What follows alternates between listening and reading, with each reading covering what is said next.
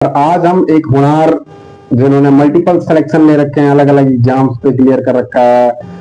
आज हम उनसे बात करेंगे और उनसे एक एक चीज जानेंगे तो जो आपके लिए यूजफुल होगी। आने वाले जो एग्जाम्स हैं जो हर साल आते हैं उनके लिए आएगा, तो वो अपने स्पेसिफिक जगह का बताएंगे, लेकिन वो चीजें अलग अलग जगह पे इस्तेमाल हो जाएंगी। तो उनको बात करते हैं और फिर जानते हैं क्या क्या चीजें हैं, है ना दोस्तों। तो आपका स्वागत है टेक्निकल स्टडी पॉइंट पे। और आज हम बात करेंगे जैसे गवर्नमेंट एग्जाम जो होते हैं आईटीआई लेवल के, वो कैसे कैसे क्रैक्स करने हैं नहीं करने हैं, उसके बारे में बात करेंगे। तो सचिन जी हमारे साथ में है ना, इनसे हम पूछेंगे क्योंकि इन्होंने मल्टीपल एग्जाम क्लियर कर रखा है। तो उसके बारे में हम इनसे बहुत बढ़िया तरीके से जानेंगे क्या क्या चीजें जरूरत पड़ती है, क्या आपका क्वालिफिकेशन का जरूरत पड़ता है। और जैसे पढ़ाई को लेकर बहुत सारी चीजें होती है मन में, डाउट्स की क्या पढ़ना है कितना पढ़ना है, उन चीजों को लेकर होता है। तो सारी चीजें हम इनसे डिस्कस करेंगे। तो एक एक करके पूछेंगे और मन में कुछ सवाल भी आपका होगा तो वो कमेंट में लिख देना, उन चीजों का भी हम रिप्लाई कर देंगे, है ना। सचिन जी से हम स्टार्ट करते हैं। चाहेंगे आपसे कि आप अपना कुछ अपने बारे में बताइए। मेरा नाम सचिन कुमार है। मैं रामपुर का रहने वाला हूँ जो यूपी में पड़ता है। मैंने आईटीआई 10th के साथ में कर रखा है और मैंने CITS भी कर रखा है और अप्रेंटिसशिप भी की। CITS कहाँ से किया है, और दूसरा जो आपने अप्रेंटिसशिप के बारे में बताया, तो अप्रेंटिसशिप कहाँ से कर रखा है उसके बारे में कुछ बताएंगे। CITS मैंने NSTI हल्द्वानी से कर रखा है और अप्रेंटिसशिप इंडियन रेलवे से की। कहाँ पे जॉब कर रहे हो उसके बारे में बताएंगे, और जो आपने सिलेक्शन पहले ले रखा था उसके बारे में कुछ बताएंगे। अभी मैं इंडियन नेवी में जॉब कर रहा हूँ। यहाँ पे मैंने एक एग्जाम क्रैक किया था, उसके बाद डॉक्यूमेंट वेरिफिकेशन हुआ था, फिर हमारा यहाँ पे ज्वाइनिंग हो गया था। इससे पहले भी मैंने बहुत सारे एग्जाम दिए थे, वो भी क्रैक कर चुका हूँ। जैसे इसरो IPRC का मैंने एग्जाम दिया था, उसके बाद इसकी टेस्ट हुआ था, वहाँ पे मेरी रैंक 2 थी, तो मैंने दूर की वजह से वहाँ ज्वाइन नहीं किया। ये पास पढ़ रहा था क्योंकि दोनों की सेम ज्वाइनिंग डेट थी, तो मैंने नेवी ज्वाइन किया। यहाँ ज्वाइन करने के कुछ महीने बाद ही मेरा STCIML का रिजल्ट आया। उसमें भी मेरे को ज्वाइनिंग के लिए बुलाया गया, पर मैंने उनको मेल के थ्रू बता दिया कि मैं अभी ज्वाइन कर चुका हूँ इंडियन नेवी में। अप्रेंटिसशिप करने के तुरंत बाद ही मेरा जॉब लग गया NCRTC में। NCRTC भारत की पहली रैपिड रेल है जहाँ पे हमने बहुत कुछ सीखा। बहुत हमारे साथ के जितने भी बैच था 283 लोगों का, सभी ने अलग अलग पोस्ट पे अभी सिलेक्शन ले लिया। कोई बार्क में है, इसरो में है, NPCIL में है, कुछ और IAS भी बने हैं, वहाँ से ब्रो में गए हैं, बहुत सारे डिपार्टमेंट में वहाँ से गए, जिसमें से हम लोग भी इंडियन नेवी में आ चुके हैं। इससे पहले जानना चाहूंगा, जैसे आपने बहुत सारे एग्जाम निकाल लिए, उससे पहले बहुत सारे फेलियर्स भी देखे होंगे, तो ऐसा कुछ स्पेसिफिक है जिसमें आपने फेलियर देख रखा है, जिसमें आपने एग्जाम दिया पर आपका सिलेक्शन नहीं हुआ। सिलेक्शन तो हो गया, जैसे आपने एग्जाम पास कर लिया फिर स्किल टेस्ट में फेल हो गए या फाइनल मेरिट नहीं बनी, ऐसा भी कुछ है। मैंने बहुत सारे एग्जाम दिए थे। मैंने DRDO का एग्जाम दिया था, NFC का दिया था, तो स्किल टेस्ट में मेरा जॉब खराब हो गया था, तो वहाँ पे मुझको बाहर कर दिया गया। NPCIL के मैंने एग्जाम दिए थे, नरोरा का दिया था, तारापुर का दिया था। नरोरा में मैं स्किल टेस्ट के लिए क्वालिफाई हो गया, लेकिन फाइनल लिस्ट में बाहर हो गया। तारापुर में मेरा स्किल टेस्ट आया, तो मैं वहाँ स्किल टेस्ट देने नहीं जा पाया किसी कारणवश। और भी बहुत से एग्जाम हुए जिनमें मैं फेलियर का सामना करते करते फिर मैं सक्सेस की तरफ बढ़ता चला गया। फिर मेरे एक के बाद एक एग्जाम निकलते चले। क्या होता है ना, जैसे हम लेते हैं जैसे ITI पास कर गए, उसके बाद क्या हुआ कि क्या क्या पढ़ना है नहीं पढ़ना है वो तो जानकारी नहीं होती है। तो उसके लिए आपने कहाँ से वो सोर्सेज लिए, या फिर कोई आपका दोस्त रेफर किया हो, उसके बारे में कुछ बताएंगे कि दूसरा। उसके साथ ही आपने जैसे बताया कि इसरो में आपका सिलेक्शन हो रखा था, है ना, आपने ज्वाइन नहीं किया, तो उसके बारे में कुछ बताएं कि आपका ज्वाइनिंग हो गया, आपने ज्वाइन नहीं किया, फिर उसके बाद अभी करंट में भी जैसे आप तैयारी कर रहे हो कुछ और चैनल्स वगैरह जहाँ से अपडेट मिलते हैं, जिनके नोटिफिकेशन हो गए उनके जानकारी मिलते हैं, तो उसके बारे में कुछ बोले बताएंगे। सिलेबस के हिसाब से अगर मैं आपको बताऊं तो पहले जब मैं शुरुआत में जब तैयारी करता था तो मुझको कुछ जानकारी नहीं थी कहाँ से तैयारी करनी है। तो मेरे पास जो बुक थी बस मैं उसी के सिर्फ क्वेश्चन हल करता था और थ्योरी में ज़्यादा पढ़ता नहीं था।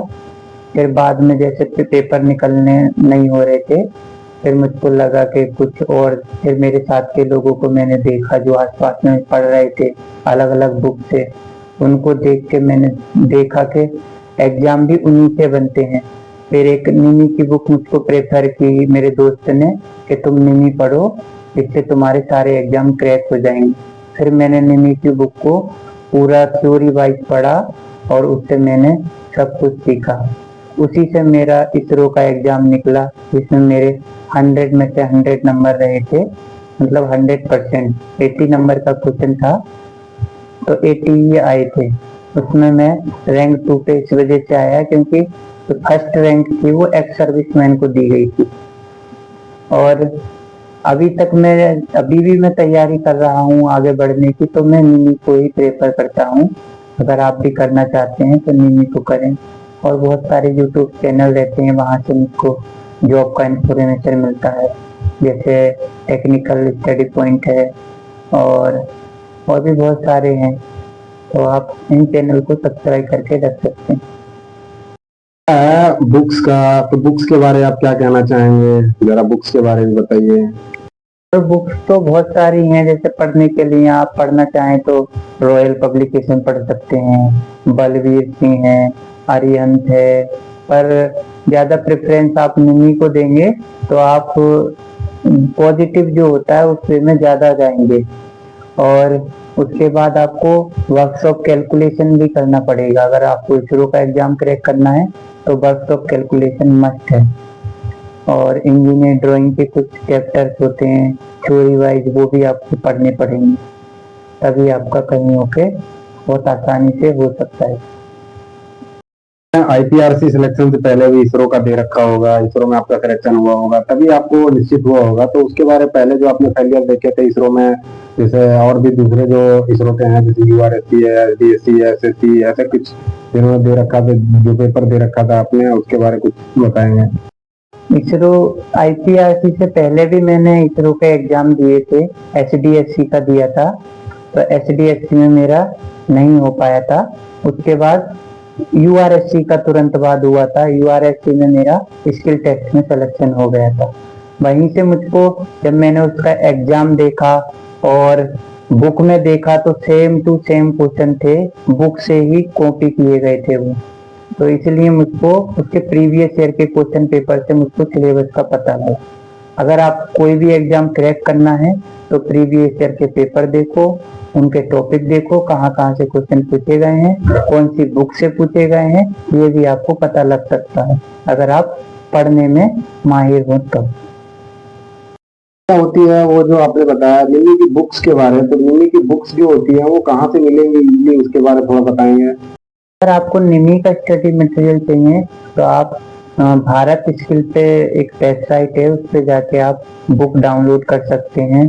कुछ क्वेश्चंस हैं अभी चेंज कर दिए गए हैं, वो भी डाउनलोड कर सकते हैं। एक निमी मॉक टेस्ट करके ऐप आता है, आप उसको इंस्टॉल करके 50 रुपये उसकी फीस कटती है, वो देके आप 1 साल के लिए टेस्ट लगा सकते हैं। और आप चाहें तो निमी की डायरेक्ट वेबसाइट पे जाके बुक को ऑनलाइन परचेज कर सकते हैं। अभी भी तैयारी कर रहे हो किसी दूसरे एग्जाम के लिए, या फिर यहीं पे जो जॉब कर रहे हो ये आपका सही है? हाँ, मैं तैयारी कर रहा हूँ क्योंकि मुझे अभी ये थोड़ा दूर पड़ रहा है, तो अगर यूपी में कहीं भी मेरा सिलेक्शन होता है, जैसे यूपी आरबीएनएल की वैकेंसी आती है या बहुत सारी वैकेंसी निकलती हैं जिसके लिए मैं अभी तैयारी कर रहा हूँ, तो मैं हमेशा से यूपी आरबीएनएल में जाना चाहता था, तो मैं उसी के लिए जाना चाहूँगा। सीआईटीएस भी कर रखा है। सीआईटीएस जो है, वो सीआईटीएस जो होता है, जो इम्पोर्टेंट हम कहते हैं ना, तो इम्पोर्टेंट वो क्यों है या फिर क्या है उसकी खासियत, उसके बारे में कुछ बताएंगे। सीआईटीएस करना इसलिए जरूरी होता है कि आपका जो स्किल डेवलपमेंट है ना, वो आईटीआई में प्रॉपर नहीं हो पाता। उसमें आपको CITS अगर आपने ज्वाइन कर लिया तो आप प्रॉपर स्किल्ड बन जाते हैं और एक ट्रेनर भी बन जाते हैं। तो जब इन दोनों का मेल होता है तो आप एक इंस्ट्रक्टर का रूप ले लेते हैं कि आप समझने की बजाय लोगों को समझाने की तरह अग्रसर होने लगते हैं, और इससे आपको अपॉर्चुनिटी भी खुलती है।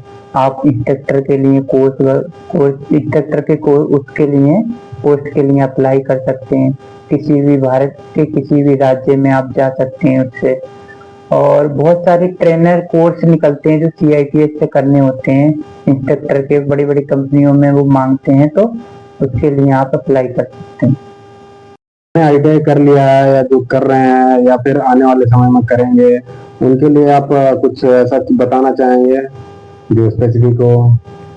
नए लोग अभी ITI करना चालू कर रहे हैं तो उनसे तो मैं यही कहना चाहूंगा कि जो आपकी अगर 2 साल की ट्रेड है या फिर आपकी 1 साल की ट्रेड है, अगर आपने ट्रेड में ही सब कुछ सीख लिया तो आपको आगे परेशानी नहीं आएगी।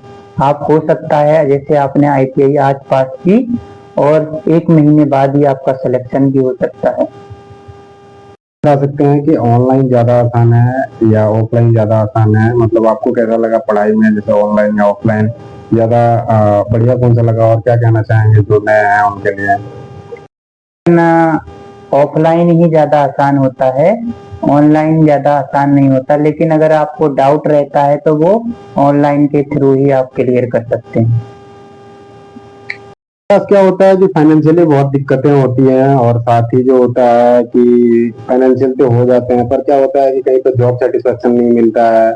तो चीजों में होता क्या है कि जॉब सेटिस्फेक्शन ना मिलते फिर तैयारी करना पड़ेगा। तो उसके लिए कुछ कहना चाहेंगे?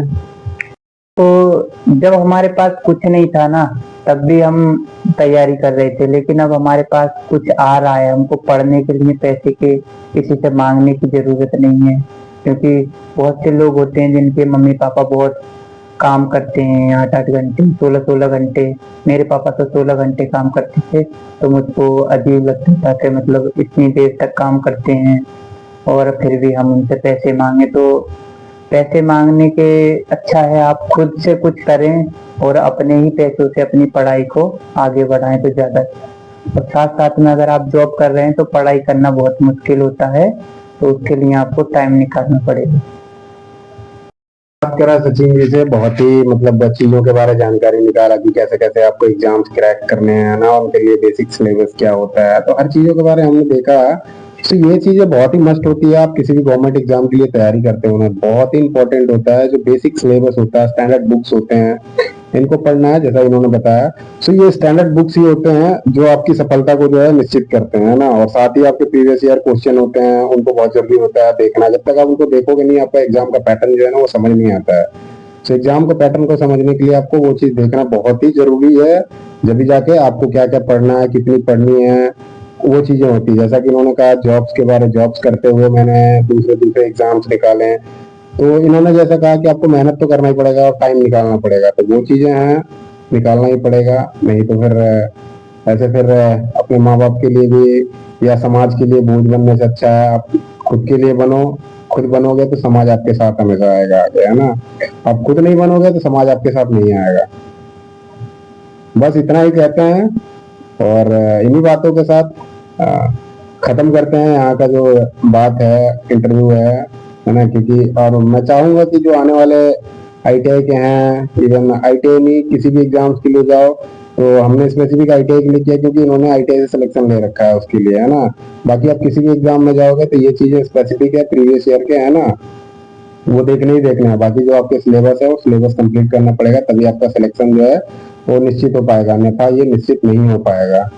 सो इन्हीं चंद लम्हों के साथ में अपने बातों को यहीं पे खत्म करते हैं, और जो आने वाले भविष्य है उसको शुभकामनाएं हैं कि आप अपना तैयारी करो और अच्छे से करो, और अपना जो नौकरी है गवर्नमेंट में सेवा देने का, उस नौकरी को निश्चित करो, है ना। धन्यवाद, जय हिंद।